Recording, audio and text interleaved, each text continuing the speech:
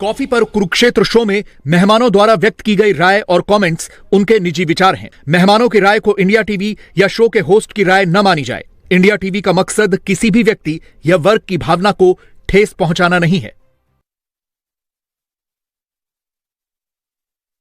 व्यक्त की गई राय और कमेंट्स उनके निजी विचार हैं। मेहमानों की राय को इंडिया टीवी या शो के होस्ट की राय न मानी जाए। इंडिया टीवी का मकसद किसी भी व्यक्ति या वर्ग की भावना को ठेस पहुंचाना नहीं है।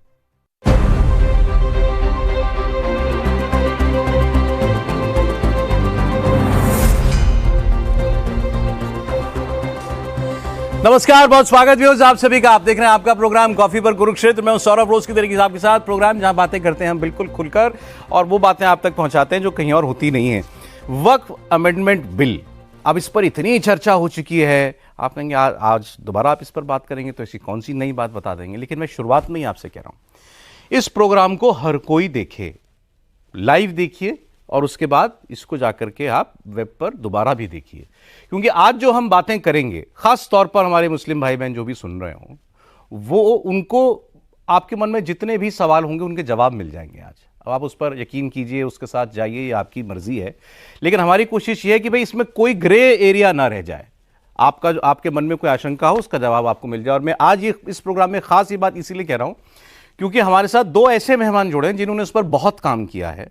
दोनों मुसलमान हैं और उन्होंने बाकायदा एक बुक की शक्ल में, किताब की शक्ल में वो सारे आशंकाएं, सारे सवाल इसके अंदर दिए हैं, उसके जवाब भी दिए हैं, क्यों ज़रूरी है जो भी कुछ अमेंडमेंट किया जा रहा है वक्फ को लेकर के, और उसके पॉलिटिकल भी जो कुछ पहलू हैं। कोई आपको बता रहा होगा कि इससे आपका धर्म खतरे में पड़ जाएगा, या कोई आपको बता रहा होगा मोदी सरकार इस मुसलमानों की संपत्ति पर कब्जा करना चाहती है। ये सब पॉलिटिकल बातें, उसके भी जवाब इसके अंदर हैं, आर्गुमेंट है इसके अंदर।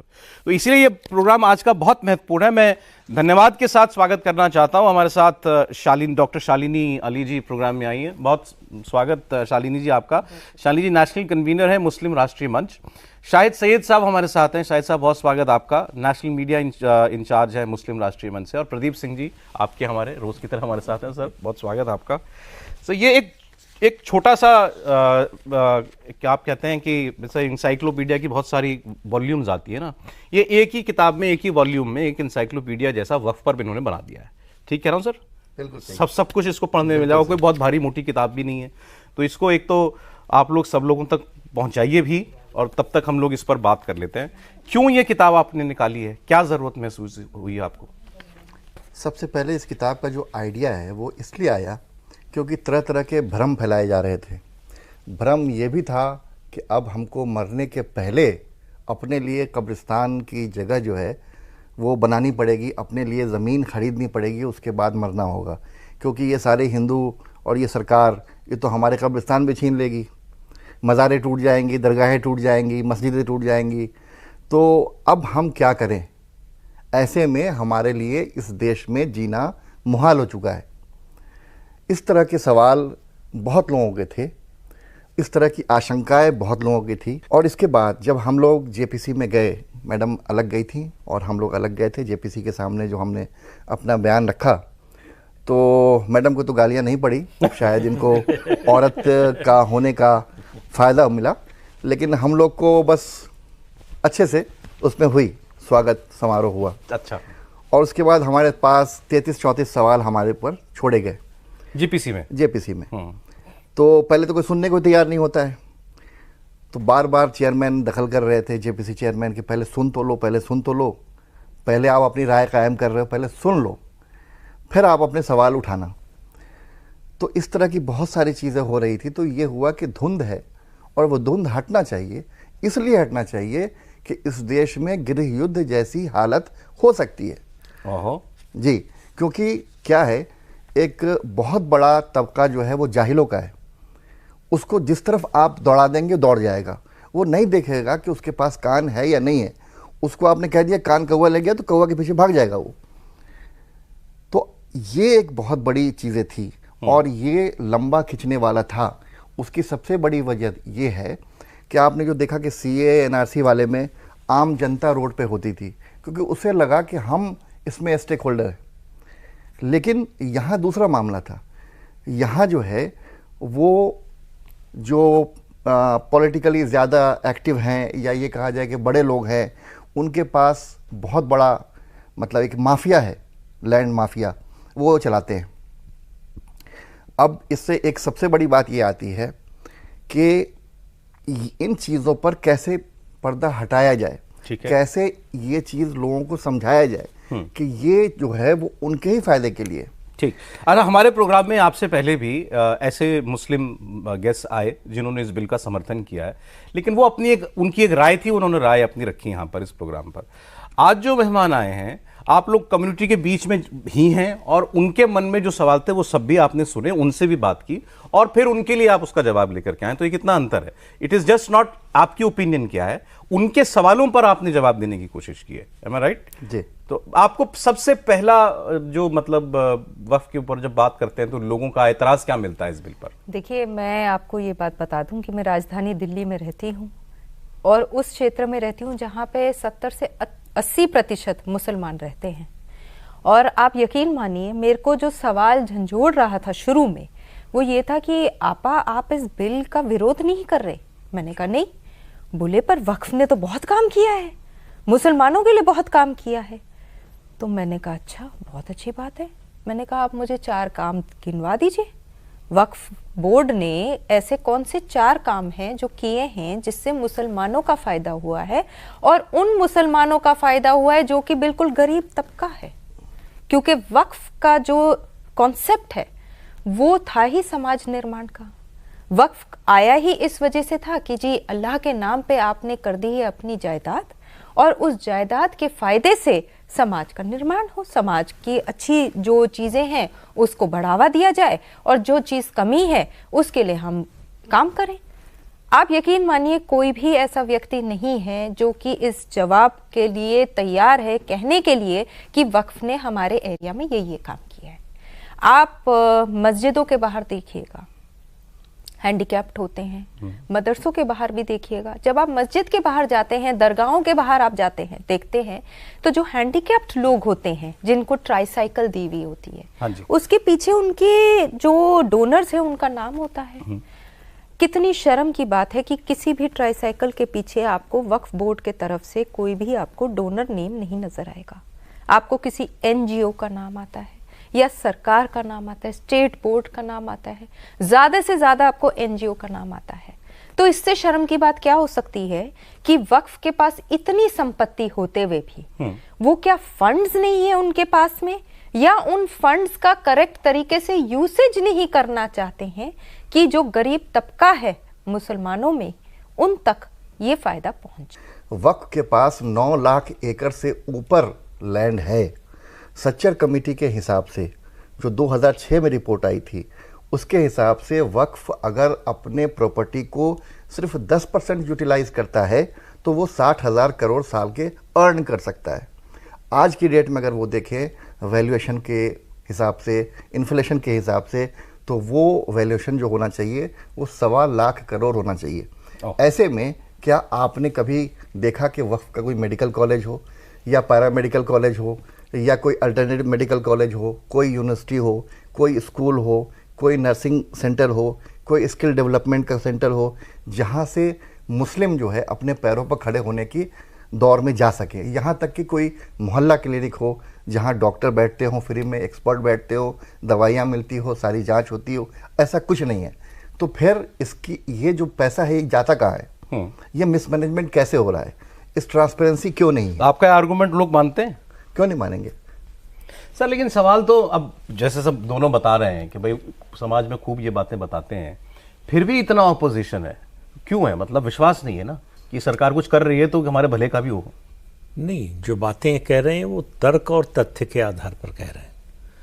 तर्क और तथ्य सुनने को कोई तैयार होगा तब तो इनकी बात मान लेगा, फिर कहेगा कि बिल्कुल सही कह रहे हैं आप, जो हो रहा था अब तक सब गलत हो रहा था और इसको ठीक किया जाना चाहिए। ठीक करने के तरीके पर मतभेद हो सकता है कि इस तरीके से होना चाहिए या उस तरीके से होना चाहिए, लेकिन ठीक होना चाहिए। पहले तो आपको इस राय पर पहुंचना पड़ेगा कि जो हो रहा था वो ठीक नहीं था और ठीक होना चाहिए जी। लेकिन जब आप केवल भावना के आधार पर सोचेंगे कि नहीं नहीं हमारे खिलाफ ही हो रहा है, हमारे लिए तो कुछ अच्छा नहीं हो सकता। जैसे इसमें एक 39 क्वेश्चन है ना, नंबर टोटल 80 क्वेश्चन है बस। हाँ, तो वो मैं Some पढ़ रहा था technical, कि some अगर without technical। सरकार जो इस अमेंडमेंट के जरिए वादा कर रही है वो पूरा नहीं करती है तो सरकार की क्रेडिबिलिटी जाएगी और जो कौम के लोग हैं, लीडरशिप में जो लोग हैं, उनकी क्रेडिबिलिटी जाएगी। ये पिछले 60-70 सालों में क्यों नहीं गई? जो सरकार देख रही थी इसको और जो कौम के लोग इसको चला रहे थे, कम्युनिटी के जो लोग थे, लीडरशिप के रोल में थे, उनकी क्रेडिबिलिटी आज भी क्यों बनी हुई है? बिल्कुल। इसका क्या जवाब है? कि उनकी बात लोग मान रहे हैं। इसमें एक चीज़ और मैं जोड़ना चाहता हूँ। जहाँ तक आम लोगों का सवाल है, आम लोग तो अभी नादान हैं एक तरह से, क्योंकि ज़्यादातर जो है, अगर आप उसमें साक्षरता के हिसाब से देखें तो भारत में सबसे कम साक्षर वाला जो धर्म है वो मुस्लिम धर्म है। तो उनको असलियत नहीं पता। एक तो असलियत नहीं पता है, दूसरी चीज़ ये है जो उनके कौम के लीडर हैं, सो कॉल्ड लोग नाम जानते हैं, गिनती पर हैं, वो और विपक्ष, वो अगर गांधी जी में विश्वास रखता हो, सरदार पटेल में विश्वास रखता हो, अगर वो बाबा साहब अम्बेडकर में विश्वास रखता होगा, तो वो ये मानेगा कि ये जो चीज़ हो रही है वो उनके भलाई के लिए हो रही है। क्योंकि सर्वोदय का जो सिद्धांत है, सबका कल्याण हो और हाशिए पर पहुँचे हुए जो लोग हैं उन तक चीज़ें पहुँचे और उसमें ट्रांसपेरेंसी हो, है ना, ये सारी चीज़ जो है उस 3 महापुरुषों के हैं, उनको भी नहीं मान रहे। माला तो दिन रात उन्हीं की जपते हैं। माला दिन रात आप उनकी जप रहे हो, लेकिन जो उन्हीं के सिद्धांत है, उन्हीं के सिद्धांत के को सरकार बढ़ा रही है, उसी पर काम हो रहा है, हाशिए पर लोगों के लिए ही हो रहा है। अरे चलिए ठीक है, तो हम एक एक करके थोड़ा सा मतलब आज मिथ बस्ट करते हैं जितनी भी इससे जुड़ी हुई हैं। पहला सबसे बड़ा जो लोगों के मन में, मुसलमानों के मन में आशंका है, सरकार हमारी जायदाद, हमारे पुरखों की जायदादें जो हमने अल्लाह के नाम की, वो छीन लेगी। इवन सो कि मस्जिदें भी हमारी छीन लेंगी, हर मस्जिद का कागज मांगेंगे, हर कब्रिस्तान का कागज मांगेंगे। कहां दिखाओगे, कैसे दिखाओगे?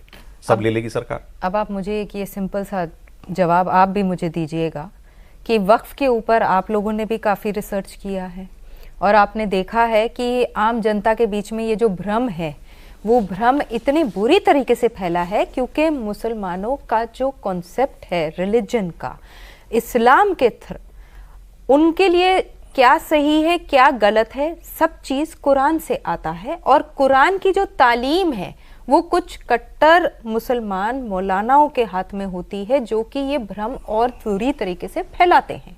कौन सी मस्जिद और कौन से दरगाह हैं जो बंद किए गए हैं, या कौन सी ज़मीन जायदादें मुसलमानों की खींची गई थी, या आपने देखा CA NRC के टाइम पर भी जब सारे लोग ज़मीनी स्तर पे बाहर आकर चले गए थे, तो कौन सा ऐसा मुसलमान है जिसकी नागरिकता छीन ली गई थी? आप दीजिए मुझे जवाब। कोई नहीं। ऐसा कोई मुसलमान है जो आज भारत का नागरिक होते हुए ये कह सकता है कि जी मुझे तो भारत से निकाला गया या मेरे से मेरी नागरिकता छीनी गई? तो एक ये जो भ्रम है, ये भ्रम फैलाया गया है कुछ ऐसे कट्टरवाद सोच रखने वाले लोगों की, जो कि सरकार के विरुद्ध काम करना चाहते हैं। वो चाहते ही नहीं है कि मुसलमान आगे बढ़े, वो नहीं चाहते हैं कि उनकी दुकानें बंद हो। आप समझ रहे हैं, ऐसे लोग अपनी दुकानें खोल के रखते हैं। नहीं, उसमें वो ये कहते हैं एक्चुअली सर, ये नहीं है कि अब तो DM जांच करेगा, मजिस्ट्रेट जांच करेगा और वो मांगेगा कागज हर मस्जिद से, भाई लाओ दिखाओ चलाने वाले तुम कहाँ, कब तुमको मिली थी इसकी जमीन। तो ये जो सरकारी ज्यूरिसडिक्शन दिया गया है, इस पर सबसे बड़ा एतराज है। भाई ज्यूरिसडिक्शन तो आप देखिए, जितने हिंदू मंदिर हैं, बड़े मंदिर सब सरकार के कब्जे में है। अभी शाहिद ने एक उदाहरण दिया जो है वैष्णो देवी मंदिर का, कि किस तरह से उन्होंने विश्वविद्यालय बनाया है। तो इनकी बात बिल्कुल सही है कि वक्फ बोर्ड बताए, सरकार का जब दखल नहीं था, वो कह रहे हैं कि अब दखल हो जाएगा। जब नहीं था तब आपने क्या किया? तुलना तो मतलब जो है 2 चीज़ों में होगी ना, कि पहले क्या था अब क्या है। जी अभी जो है उस केवल आप आशंका जाहिर कर रहे हैं कि ऐसा हो सकता है, हमें डर है कि ये होगा, लेकिन उससे पहले जब सरकारी कंट्रोल नहीं था या सरकार कंट्रोल करने की कोशिश नहीं कर रही थी, तब आप बताइए कि हमने ये अच्छा काम किया, ये सब सरकार बंद कर देगी? तो वो तो आपके पास कुछ बताने को है ही नहीं। नहीं, लेकिन अगर जब उसकी सोच ये किसी आदमी की, मैं एक रोटी कम खा लूंगा, मेरा बच्चा स्कूल में नहीं जाए, मुझे चलेगा, लेकिन ये मस्जिद में जाना चाहिए और मेरी मस्जिद खड़ी रहनी चाहिए, इसे कुछ छुएगा नहीं और कोई मेरी आंख से देखेगा नहीं। छुएंगे ये कौन कह रहा है? मतलब जो आप मुझे बताइए, मस्जिद कहीं गए हैं? मैं तो बहुत आम तरीके से ये बात कहती आती हूँ और मैं उन मौलानाओं के मुंह पे बोलती हूँ कि आप कहते हैं मस्जिद चाहिए, मस्जिद चाहिए, मस्जिद चाहिए। पहले आप ऐसे मुसलमान तो खड़ा करिए जो कि जाकर मस्जिद में नमाज पढ़े। आपने तो जो कॉन्सेप्ट है मस्जिदों का, उसके ऊपर आपने मजाक बना दिया है कि आपने सोच लिया कि जी मस्जिद चाहिए, आपने एक मुद्दा बना दिया है। जो जुम्मे की नमाज का कॉन्सेप्ट था वो क्या था कि फ्राइडे टू फ्राइडे आप जुम्मे की नमाज पढ़ने जा रहे हैं और पूरी कौम वहां जा रही है पढ़ने के लिए, सिर्फ इसलिए नहीं क्योंकि जुम्मा है, सिर्फ इसीलिए ताकि आप वहां जाकर अपनी कम्युनिटी में जो चीजें हो रही हैं उसका आप फैसला कर सकें। अगर कुछ बुरा हो रहा है उसके बारे में जानिए और उसके लिए करेक्टिव मेजर्स लिए, और अगर कुछ अच्छा हो रहा है तो उसके बारे में बढ़ाई दीजिए। आप तालीम बताइए, छोटे छोटे वाक्या बताइए। मस्जिदों का कॉन्सेप्ट इसलिए आया था कि कलेक्टिवनेस हो जाएगी। आज आप मस्जिद को आपने एक मुद्दा बनाया है, आपने उसको एक जमीन का टुकड़ा मान के रख दिया है। उन मस्जिदों में आप तकरीरें किस तरीके के देते हैं? क्या आप अपने देश को बढ़ाने के लिए कोई बात कर रहे हैं? हम कह रहे हैं चलिए वक्फ बोर्ड का अमेंडमेंट नहीं आना चाहिए। आप एक तर्क बता दीजिए कि इसमें कौन सा ऐसा पॉइंट है जो कि आपकी दुकानें बंद करने के लिए नहीं है। आपसे क्लैरिटी मांग रहे हैं हम आपसे उस चीज की क्लैरिटी नहीं मांग रहे हैं जो आपकी खुद की है, हम आपसे उस चीज की मांग रहे हैं जो कि इस पूरे के पूरे मजहब को लेकर आगे बढ़ रही है। आपका उसके ऊपर खुद का कोई मालिकाना हक नहीं है। तो जो चीज आपकी पर्सनल नहीं है उसके बारे में आप ट्रांसपेरेंसी से आगे बढ़ने क्यों नहीं दे रहे हैं? इसमें मैं कुछ जोड़ना चाहता हूँ। सही बात है, आज जितनी वक्फ की प्रॉपर्टी कोई उसका ओनर तो है नहीं, ना हो सकता, नहीं हो सकता। इस पे एक चीज जोड़ना चाहता हूँ। यूपी में 1,21,000 प्रॉपर्टी है वक्फ के पास, वक्फ के नाम पर। इसमें सिर्फ 9,000 रजिस्टर्ड है। ऑब्वियसली 1,12,000 के आसपास जो है इतनी मस्जिद तो होगी नहीं, सिंपल सी बात है। 1,12,000 मस्जिद तो होंगी नहीं। उस पर किसका किसका कब्जा है? बेसिकली वो लोग अपनी चमड़ी बचाने के लिए मस्जिद का नाम लेते हैं। ज़्यादातर वो ज़मीन जो है किसी पॉलिटिकल, किसी दबंग, किसी लैंड माफिया वाले के पास वो ज़मीन है। साउथ के एक बड़े लीडर है, नाम नहीं लूँगा, मैं लूँगा, आप बोलिए। हाँ आप समझ जाएंगे। वो बड़े भाई का कुर्ता छोटे भाई का पजामा पहनते हैं। अच्छा। तो वो जो है वक्फ की 3,000 करोड़ की लैंड पर कब्जा किए हुए बैठे हुए। अब ट्रांसपेरेंसी आएगी तो कब्जा जाएगा। हैदराबाद के? हाँ हाँ हाँ, ओवैसी साहब के लिए आप कह रहे हैं बात। आप ये देखिए ना, दिल्ली के बीचों बीच में जाइए, दिल्ली के वक्फ बोर्ड की तो आपने कहानी देखी है ना। अभी इस वक्त हम बिना चेयरमैन के बैठे हुए हैं, बिना किसी बोर्ड के बैठे हुए हैं। दिल्ली के उदाहरण देता हूं आपको। नहीं, मैं आपको एक उदाहरण देती हूँ और आप फिर उसका आप जवाब मांगिएगा लोगों से और इस कौम के लोगों से पूछिएगा। दिल्ली के बीचों बीच में वक्फ की प्रॉपर्टी में एक मदरसा चलता है जो कि इलीगल है, रजिस्टर्ड नहीं है। उस मदरसा के जो हैं केयर टेकर वो यूपी जाते हैं, पर्चे कटवाते हैं और दिखाते हैं मेरे मदरसा में 250 बच्चे हैं। पहली बात अनरजिस्टर्ड है। दूसरी बात, जब हम खुद जाते हैं, हमने खुद जाकर तहकीकात करी तो वहां पे मुश्किल से 12 या 15 बच्चे मिले जो कि उनके घर के बच्चे थे। पे मदरसा बनाते किसकी मौजूदगी में और किसकी मदद? इस नाम पे उन्होंने एक प्राइम लैंड ले रखी है। प्राइम लैंड, वक्फ की जमीन जिसको आपने रेंट कर दिया है, मदरसा वहां बन गया है। तो दिल्ली की वक्फ बोर्ड क्या कर रही थी? क्या वहां पे कुछ या तो उसमें एक्चुअली बच्चे पढ़ाओ, पहले तो रजिस्टर करवाइए ना आप मदरसा को।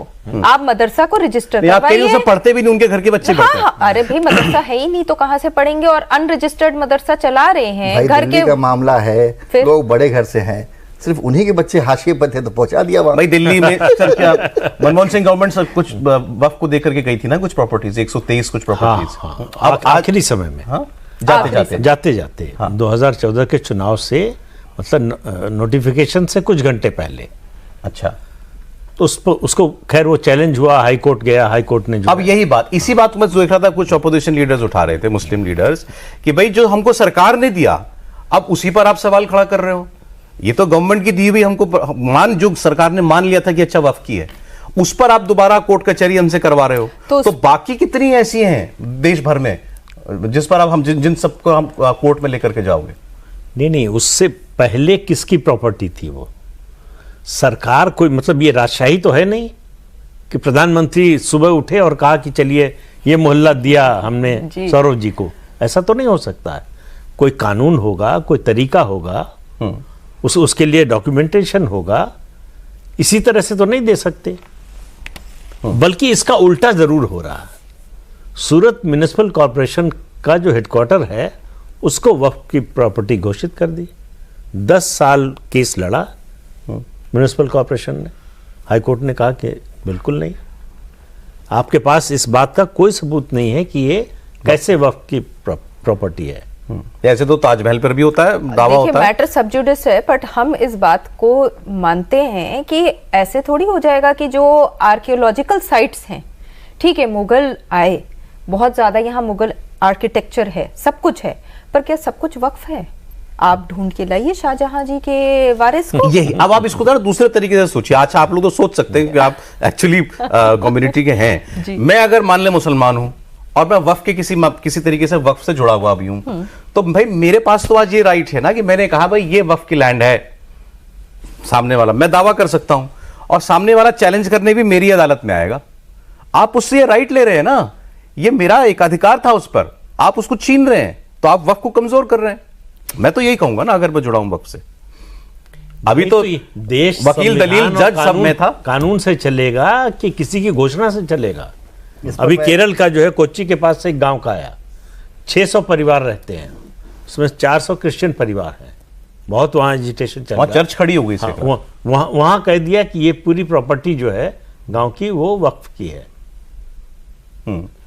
और नोटिस चला गया। अब वो लोग प्रोटेस्ट कर रहे हैं। नहीं, सरकार को फिर वो वापस देना भी पड़ा। हाँ, अभी हाल फिलहाल में सरकार ने उसकी करेक्शन भी करी। जो ये राइट भी तो मुझे भारत की सरकार ने दिया था ना किसी, कि भाई तुम बोर्ड बना लो, तुम ही अपना उसके अंदर ट्राइब्यूनल बना लेना, तो जो भी जांच होगी तुम ही करना। हम तुम्हें ये गैर कानूनी अधिकार दे रहे हैं, तुम हमें वोट दो। सर, यहाँ मैं आपको इसके अलावा और उसके पीछे कुछ नहीं था। आप देखिए, जब वक्फ एक्ट में अमेंडमेंट हुआ है, उसी समय हुआ है जब कांग्रेस कमजोर हुई है, जब उसे लगा है कि मुस्लिम वोट उसके हाथ से फिसल सकता है, खिसक सकता है, तो उस एक्ट को और ज्यादा मजबूत, और ज्यादा, अब वो जो है कि आप कोई भी किसी भी प्रॉपर्टी को अगर वक्फ बोर्ड कह देगा कि ये वक्फ की है, तो वक्फ का हो जाएगा। इसमें मैं बहुत इंटरेस्टिंग बात बताना चाह रहा हूँ। वक्फ बोर्ड में एक सीईओ होता है।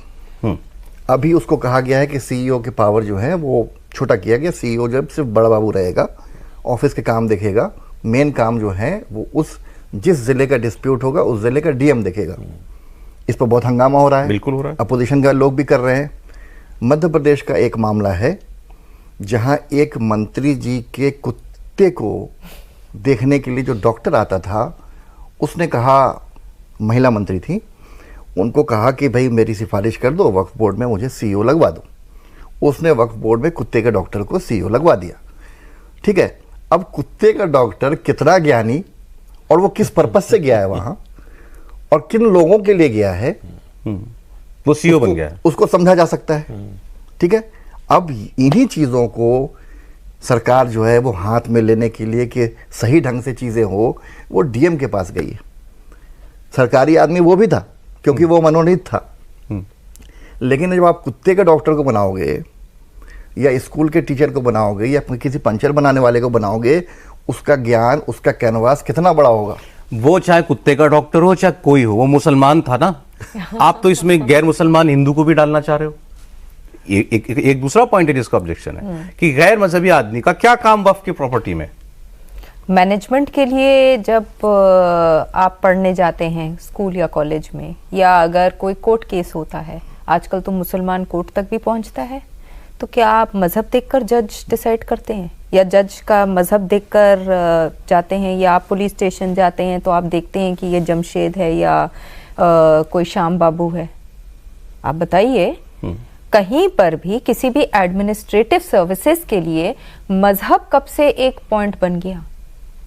वक्फ के मैनेजमेंट की बात हो रही है। हम वक्फ की मैनेजमेंट में जब बात कर रहे हैं, तो अगर आप एडमिनिस्ट्रेशन में गैर मुसलमानों को आप रखेंगे तो उससे फायदा ही तो होगा। फायदा ऐसे होगा कि पारदर्शिता और बढ़ेगी, और पारदर्शिता बढ़ते हुए हो सकता है कुछ और बेहतर ही हो। देखिए अभी तक हमने देखा है कि वक्फ बोर्ड से और वक्फ की जमीनों पे कोई भी डेवलपमेंट नहीं हुआ है। कोई बड़े स्कूल, कॉलेजेस, हॉस्पिटल या स्किल डेवलपमेंट में जैसे शाहिद भाई ने कहा, ऐसा कुछ नहीं हुआ है कहीं पर। मुसलमान जहां खड़ा था वो आज भी वहीं खड़ा है। तो आज अगर हम गैर मुसलमानों को मैनेजमेंट पर्पसेस से इन्वॉल्व कर देते हैं तो उसमें क्या खराबी है? As a matter of fact JPC के जो चेयरमैन हैं वो भी मुस्लिम नहीं है। तो जेपीसी के अंदर क्या होता है देख लिया ना आपने? हाँ तो आप देखिए ना, हम सुनने के लिए टूट रही है। इन्होंने नहीं गैर मुस्लिम को मैनेजमेंट में ले लिया तो सवाल यह है कि वो अपने लिए तो कुछ ले नहीं सकता वक्फ बोर्ड से। ऐसा तो नहीं है कि वक्फ की प्रॉपर्टी का कोई हिस्सा नहीं, डर ये है अरे ये तो सरकार से मिल जाएगा, ये तो सरकार का आदमी है ना, मतलब ये मिल जाएगा, सरकार के साथ में फैसला करा देगा। क्या फैसला करा देगा? आखिर वो अदालत में जाएगा। तो या तो आप कहिए हमको किसी पे भरोसा नहीं है। हमारी कौम का जो आदमी है वो चाहे जाहिल हो, अनपढ़ हो, उसको वो अंगूठा लगाता हो, हम सिर्फ उसी को मानेंगे, न हम संविधान मानेंगे, न कानून मानेंगे, न अदालत मानेंगे।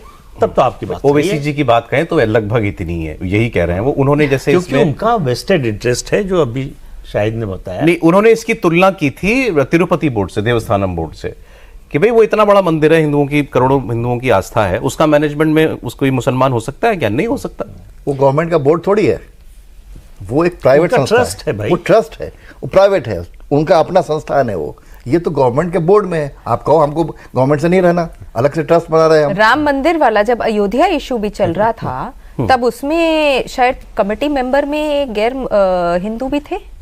अच्छा, दूसरी बात, कितनी बड़ी बात है कि सरकार में ओवैसी जी हैं तो सीएमपी, उनके पीछे कितने लोग खड़े हैं? आज तक उनकी पार्टी मेजोरिटी में क्यों नहीं आ पाई? वो ऐसे सवाल पूछ रही हैं तो हमें एक बद्दा मजाक ही नजर आता है ना, क्योंकि आपके पीछे आपके साथ कितने लोग खड़े हैं?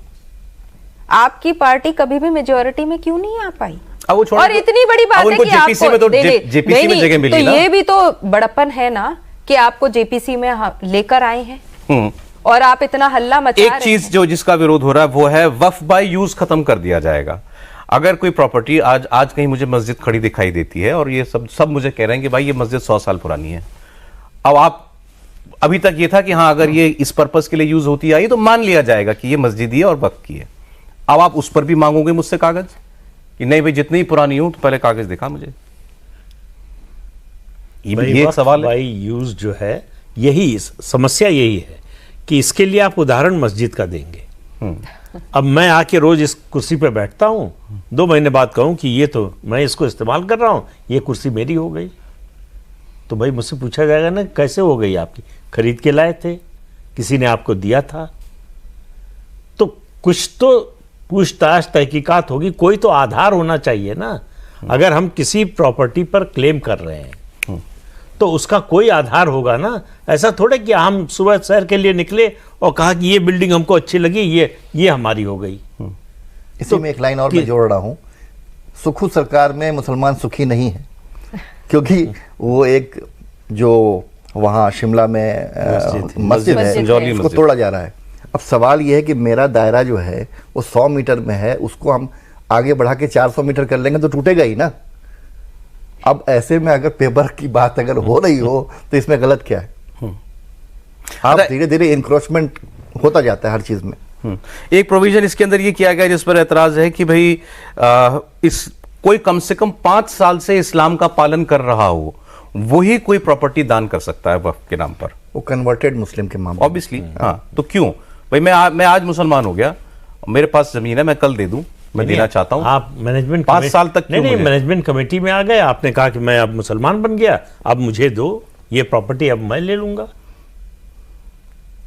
तो जो शादी के मामले में हुआ कि आपको दूसरी शादी करनी है इसलिए आपने धर्म परिवर्तन कर लिया, उस पर कोर्ट ने रोक लगाई कि नहीं कि भाई सिर्फ इस पर्पस से आप जो है कोई अपना धर्म नहीं बदल सकते, आपको धर्म बदलने से कोई नहीं रोक रहा है। सर मैं तो जो भी दूंगा मैं अपनी प्रॉपर्टी दूंगा ना, लेकिन कौन सी प्रॉपर्टी देंगे? मान ले मैं कन्वर्ट हो जाता हूं और मुझे एक प्रॉपर्टी दान करने का मेरी इच्छा है, मैं कल ही करना चाहता हूं, मैं 1 महीने बाद करना चाहता हूं, मुझ पर ये बंदिश लगाइएगा कि तुम पहले 5 साल तक मुसलमान होकर दिखाओ। आप मुसलमान नहीं थे तो वो प्रॉपर्टी दान करने से आपको कौन रोक रहा था? आप तब भी दान कर सकते हैं। किसी अनाथालय को दान कर सकते थे, किसी आश्रम को दान कर सकते थे, किसी स्कूल को दान कर सकते थे, किसी अस्पताल को दान कर सकते थे। तो दान तो आपका पर्पज नहीं है। बात नियत की है। इससे आपकी नियत टेस्ट होती है कि आप ठीक है, आप दूसरे मजहब को मानना चाहते हैं, संविधान छूट देता है इसकी, मानिए, लेकिन वो पता तो चलना चाहिए कि आपका उद्देश्य क्या था। अच्छा, ये आंकड़ा बहुत जो आपने भी कोट किया, हम लोग भी करते हैं, 9 लाख एकड़ की जमीन है वक्फ के पास और ये तीसरा सबसे बड़ा लैंड ओनर है। इसकी वेरासिटी क्या है? मतलब ये क्लेम कहां से आता है? क्योंकि ये भी मैं देखता हूं, पढ़ता हूं कि भाई 50-60 के दशक तक शायद 10,000 एकड़ जमीन वक्फ के पास हुआ करती थी। 10,000 एकड़ से 9 लाख एकड़, कितने गुना का अंतर हो गया? तो इतने मतलब पिछले 50 सालों में या 60 सालों के अंदर इतने धार्मिक हो गए हमारे यहाँ लोग कि भाई सब कुछ ही देते आ गए, देते चले गए। हम बच्चे ज्यादा होते थे, जमीन भी बढ़ गई। ऐसा है, इन्हीं चीजों के लिए ट्रांसपेरेंसी की जरूरत है, डिजिटलाइजेशन की जरूरत है और कंप्लीट पारदर्शिता की जरूरत है। पेपर वगैरह सारी चीजों की जो बात हो रही है, वक्फ में टोटल पूरे इंडिया में 192 कर्मचारी हैं, सरकारी कर्मचारी। 192 लोग बस ये लोग कैसे 9 लाख एकड़ को एंजॉय कर सकते हैं, कैसे उसको देख सकते हैं? उनको देखने के लिए तो प्रॉपर मैनेजमेंट होना चाहिए ना। अब आप देखिए 95 वाले जो एक्ट आया था इसमें, उसमें ये है कि सीएजी भी इसमें ऑडिट नहीं कर सकती है, करेगी तब जब कोई पर्टिकुलर स्टेट गवर्नमेंट चाहेगी कि इसमें सीएजी जो है इसका ऑडिट करे। भाई गवर्नमेंट का मामला है, जहां 1 पैसे का भी 1 रुपए का भी अगर मामला आएगा तो सीएजी को ऑडिट करना चाहिए। तो आप क्यों बचे हुए उससे? अभी आपने शुरुआत में प्रोग्राम में कहा था कि इतना जितनी प्रॉपर्टी है उससे 60,000 करोड़ रुपए का सालाना रेवेन्यू जनरेट किया जा सकता है। 1.25 लाख करोड़ का, 1.25 लाख करोड़ का, 1.25 लाख करोड़ का किया था 2006 में सच्चर कमेटी ने तब कहा था कि 60,000। अच्छा, तो इस कैसे 1.25 लाख करोड़ आप आज 200 करोड़ बताते हैं केवल आता है वक्फ की प्रॉपर्टी? देखिए उसमें बहुत 200 करोड़ से 1.25 लाख करोड़ आप ले जाएंगे। बहुत आसान तरीका है इसका। आप मुझे वक्त में बैठा लो, है क्या करेंगे? अब मैं चोरी करूंगा। कैसे चोरी करूंगा? आप बड़े उद्योगपति हैं या आप छोटे उद्योगपति हैं, जो कुछ भी है, लेकिन बिजनेसमैन है, ठीक है? आपको कोई मॉल खोलना है, आपको कुछ ऐसी चीज खोलनी है। अब 1200 करोड़ की या 12,000 करोड़ की भी प्रॉपर्टी अगर है, वहां से 99 साल के जो लीज मिलता है, तो उस पर आपको साल का कितना रेंट आना चाहिए? एक अंदाज लगाएंगे, जो 12,000 करोड़ की प्रॉपर्टी होगी कितना आना चाहिए? वक्फ के पास आता है 12 लाख। क्यों? क्योंकि हमने आपके साथ ये सौदा किया हुआ है कि पेपर पर, क्योंकि यहाँ कोई ऑडिट फॉडिट होना नहीं है, यहाँ कोई ट्रांसपेरेंसी होनी नहीं है, यहाँ कोई डिजिटलाइजेशन होना नहीं है, सब कुछ कागज़ के उसमें गत्ते में रहेगा। तो 12 लाख पर वो कर दिया गया है। कितनी ज़मीन है, क्या है, कहाँ का है, उसकी वैल्यूएशन क्या है, वो ज़मीन सिंगापुर की है कि सीतापुर की है, क्या वैल्यूएशन होना चाहिए उसका, वो नहीं। जिसकी प्रॉपर्टी की आपको 1200 करोड़ साल का मिलना चाहिए, वो 12 लाख में वो तय हो जाता है। ऑब्वियसली वो 2 करोड़ या 2.5 करोड़ वो करने वाला कर लेता होगा। इसी तरह से मैं आपको एक कोर्ट का केस बताता हूँ, स्टेट नहीं बताऊंगा, बड़े उद्योगपति का मामला है। वो प्रॉपर्टी 50,000 करोड़ की है, उन्होंने सिर्फ 21 करोड़ में खरीदा, क्योंकि वक्फ के में 9 मेंबर थे, 9 में से 5 ने उसको कर दिया कि हाँ ठीक है आप इसको बेच सकते हैं। 4 लोग उसके अगेंस्ट में थे, जबकि वो बेची भी नहीं जा सकती थी, क्योंकि जो मान लिया प्रदीप सर ने उसको वक्फ किया था, तो वक्फ करने के साथ साथ ये लिखा था कि ये प्रॉपर्टी सिर्फ और सिर्फ अनाथ आश्रम और अनाथ आश्रम के पढ़ने वाले बच्चों के लिए स्कूल होना चाहिए। तो उसको तो बेचने का बनता ही नहीं था, वो बेच दी गई। वो बेच दी गई सिर्फ 21 करोड़ में, जबकि वो कई हजार करोड़। ऐसी धांधलियां आप कह रहे हैं रैम्पेंट है, कॉमन है, हर जगह है। आप देखिए कि जो हाशिए पर लोग हैं वो हाशिए पर ही है, वो उन्हीं बंद गलियों में। क्या इस्तेमाल करेंगे इतना पैसा? अगर इससे आने लगेगा हजारों लाखों करोड़ रुपया, तो क्या इस्तेमाल किया जाएगा इसका? ये तो पता है ना कि भाई इससे आपके देश के जीडीपी तक सुधर सकती है, आपके यहाँ का शिक्षा का स्तर बढ़ सकता है, आपके यहाँ के डॉक्टर इंजीनियर बढ़ सकते हैं, स्कूल खोल सकते हैं आप, कॉलेज खोलेंगे, स्किल डेवलपमेंट सेंटर्स खोलेंगे, आप ऑर्फनेजेस खोलेंगे, वक्फ की जो जमीनें हैं उस पे सबसे पहले मुसाफिर घर खोल लेंगे, आप आश्रम खोल सकते हैं, आप गरीब बच्चियों की शादी कर, बल्कि मंथली दुआएं हैं। आप देखिए ना, एक टारगेट तो होना चाहिए ना। मैं अगर कोई काम शुरू करती हूं तो वो टारगेट बेस्ड होता है, बिल्कुल उसी तरीके से ये सारा काम टारगेट बेस्ड होना चाहिए। इस स्टेट में अगर इतने बच्चे हैं, इतने यतीम बच्चे हैं, तो उनके लिए इतनी ऑर्फनेजेस चाहिए, आई हॉस्पिटल्स चाहिए, स्किल डेवलपमेंट स्कीम्स चाहिए। आप सबसे पहले प्राइमरी एजुकेशन से शुरू कर लीजिए, आप प्राइमरी स्कूल्स खुलवा दीजिए, मदरसा ही आप अपने मदरसाओं को मुसलमानों को सबसे ज्यादा जरूरत किस चीज की है? तालीम की है, आज की तालीम की है, रोजगार की है, स्किल डेवलपमेंट की है, उसके अलावा स्वास्थ्य की है। आपके पास कुछ ना हो, आप नहीं कर रहे हैं तो बात समझ में आती है। आपके पास है और आप अपनी कौम के लिए कर सकते हैं, फिर भी नहीं कर रहे हैं, सिर्फ अपनी तिजोरी भर रहे हैं। और किसी ने कहा कि ये क्यों कर रहे हैं, तो जो आपने कहा कि हमारा धार्मिक मामला है, क्यों आप बीच में पड़ रहे हैं? फिर कोई आपसे पूछ लेगा, अच्छा भाई हमारा तो जो आदमी बैठा है बोर्ड में वो चोर, ठीक, मोदी जी को मेरी इतनी परवाह क्यों हो रही है? मोदी जी को तो ट्रिपल तलाक के टाइम पर भी परवाह थी। मोदी जी तो हर वक्त आ जाते हैं, चाहे वो 370 का मामला होता है, चाहे ट्रिपल तलाक होता है, चाहे वो मुस्लिम बहनों के लिए प्रावधान लेकर आना कि जी वक्फ बोर्ड में प्रावधान है। आपको मैं बता दूं कि ऑलरेडी वक्फ बोर्ड में बहनें मेंबर्स बन सकती हैं, तो भी संख्या इतनी कम है कि वो ना के बराबर है। तो हमें वो प्रावधान के लिए करना है। सरकारी स्कीम बनती है उसमें ये देख के नहीं होता है कि ये सिर्फ हिंदुओं को देना है, ये सिर्फ अपर कास्ट को देना है, ये किस पार्ट को जाएगा। जैसे वो प्रधानमंत्री आवास योजना है, उसका फायदा क्या मुसलमानों को नहीं हुआ? फायदा तो हो रहा है ना हर चीज का, चाहे वो हेल्थ स्कीम का फायदा हो, तो क्या उनको नहीं हो रहा है?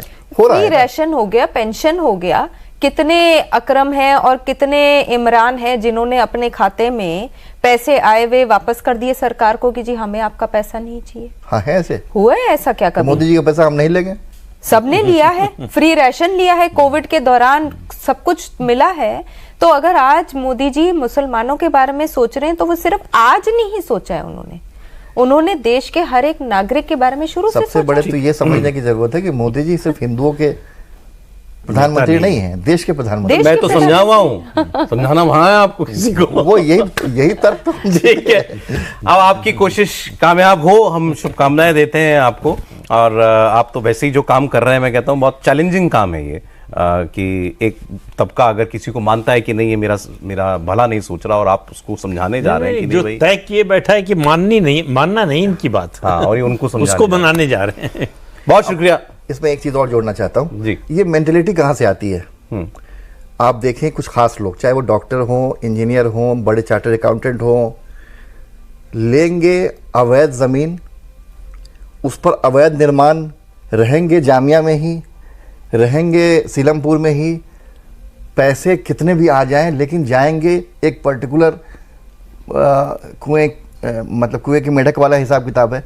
यही चीजें नीचे तक कैरी ऑन होती है। इस मानसिकता को बदलने की जरूरत है। मैंने जैसा पहले कहा कि इस मानसिकता को बदलने में आप कामयाब हो, हमारी शुभकामनाएं। बहुत धन्यवाद, बहुत शुक्रिया सईद साहब, बहुत शुक्रिया शाहिद साहब, आप प्रोग्राम में आए, बहुत शुक्रिया मैम, शालिनी जी आप प्रोग्राम में आए, बहुत धन्यवाद जी, बहुत शुक्रिया आपका। तो अब देखिए कितने कामयाब होते हैं हमारे मेहमान। कल फिर आपसे मिलेंगे हम कॉफी पर कुरुक्षेत्र में किसी नए मुद्दे और नए मेहमान के साथ। आज इतना ही।